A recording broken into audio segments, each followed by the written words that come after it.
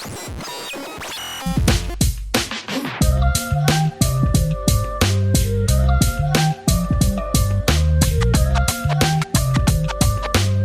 up, guys? It's Pry the RC Guy, and this week we're back with another episode of the NR-200 and the f450, and we're still running into a little bit of issues here. So I did reach out to Stirling Kit after some back and forth emails. They did send me all new electronics, which I didn't even need. They sent me a new ESC, which is, you know, nice to have a backup. What I really needed here was the igniter, and this is what I wanted to show you guys. I don't know if I'm stupid, but I couldn't find anything on this online. So behind these 90-degree boots here are these copper ends, which I have one together and one apart, which consists of a copper sleeve, a spring, and a copper tip with a hole in it. So the way this is supposed to work, which is pretty much impossible with the boot on, is you're supposed to spring loaded, hold the wire, pull back, stick that on top of the igniter, and that right there holds the pressure against it. Where mine were defective, where these holes were cut wrong. So not only were they not big enough to fit over the glow plug, this copper piece would not slide back because this was caved in, and when I tried to pull it back, it was hitting a burr, and these are so thin that me trying to get the burr out of there, it was slightly bent, and then it wouldn't go back at all anymore, and the end ended up breaking off. So these do look correct and feel correct. So I wanted to show you guys that. That's how these 90-degree ones work. Now, I did reach out to Stirling Kit. I am working with them now. I will have affiliate links. They're in the process right now. But what I wanted to show you guys were how these actually install. So if you look here, these glow plugs are recessed down inside of here, which this is a bad design to have recessed because it's so close to the head itself. They do sell straight push-on igniter wires, which I'm going to post a picture probably here or here and show you. That's what I'm hoping that the guys are going to start using, at least with the NR-200 and the FSL-200 engine, where the plugs are in fact recessed. So the only real way to do this is to pull back the boot. So you can actually use your fingers to dual purpose this, pull back and hold, and push it on the igniter. I'm actually going to have to take the starter motor off, which is my issue, and we'll get to in a minute. It's already off. And then take the exhaust manifold off to actually be able to get it down under there properly. And then I'm going to run it between the starter motor and the exhaust manifold, so that way it sits in there properly. Now, hopefully you don't foul a glow plug, or a glow plug breaks, then you have to take the motor off and you have to take the exhaust manifold off. Now, there's a couple other guys on here. There's Dennis. There's also Steve, which I've talked to them, and they did tell me it's a pain in the butt. But it makes no sense to me. That's the stupidest thing about this so far. So that is something I'm going to be doing in this video. The other thing we're having an issue with is this starter motor.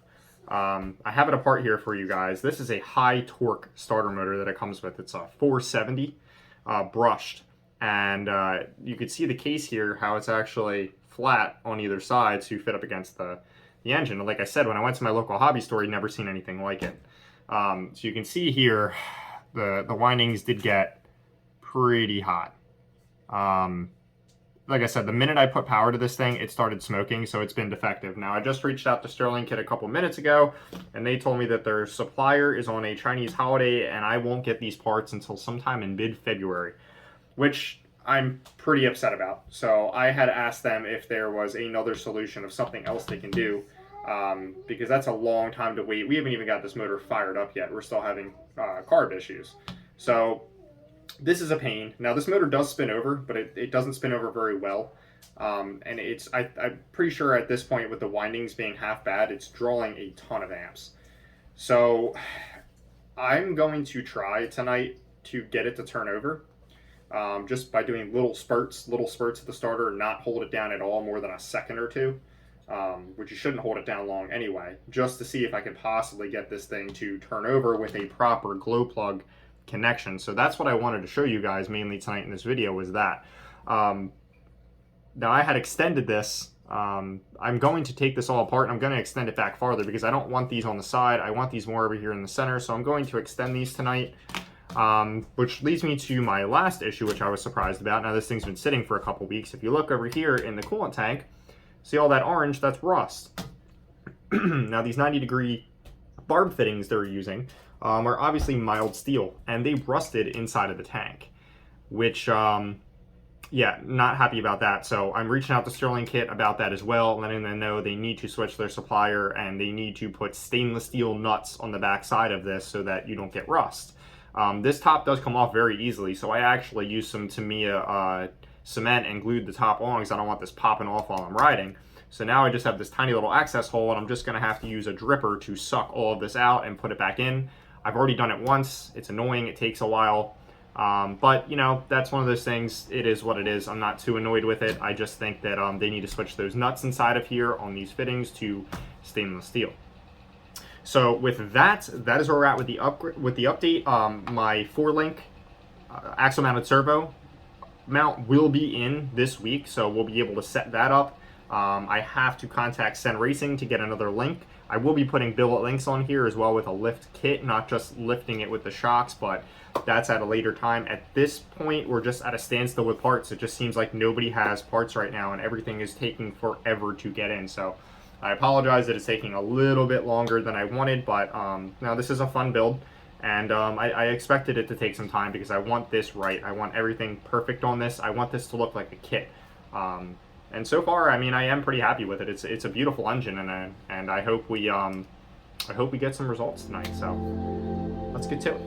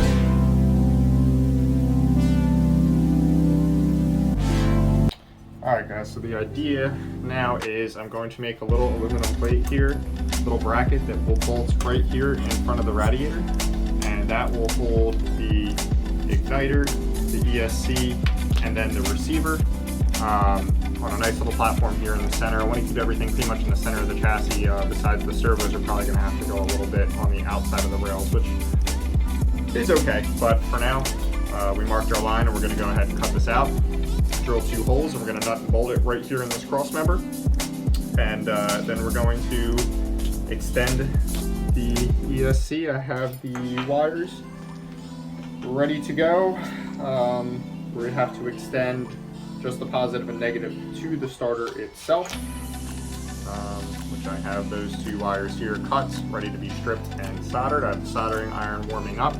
The igniter wires are on. I do have to extend the ground just a little bit, and then this guy will sit right about there, which it's looking pretty nice. So as you guys saw, you can get these on. You do need to pull the caps back with the exhaust on, but having the starter off definitely helps. It's not too big of a deal. So just wanted to show you guys that these things are a little bit of annoying, and I hope they do switch to the straight one. So let's keep this project going.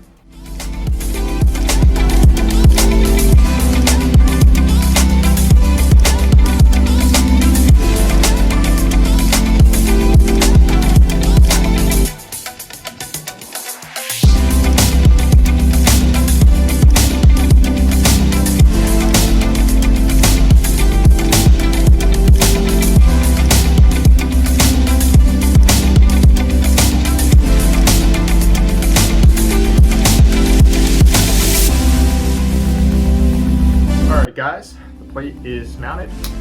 It's not 100% perfect, but looks pretty good considering I'm using this crappy Dremel. I keep forgetting mine at my friend's house. I need to go pick it up, which would make this project a whole lot easier. I'm also using a crappy soldering iron that I picked up today because I forgot my soldering iron at my friend's house as well, but it's okay. Sometimes you gotta make do with make and do, right? So let's go ahead and get this ground wire extended.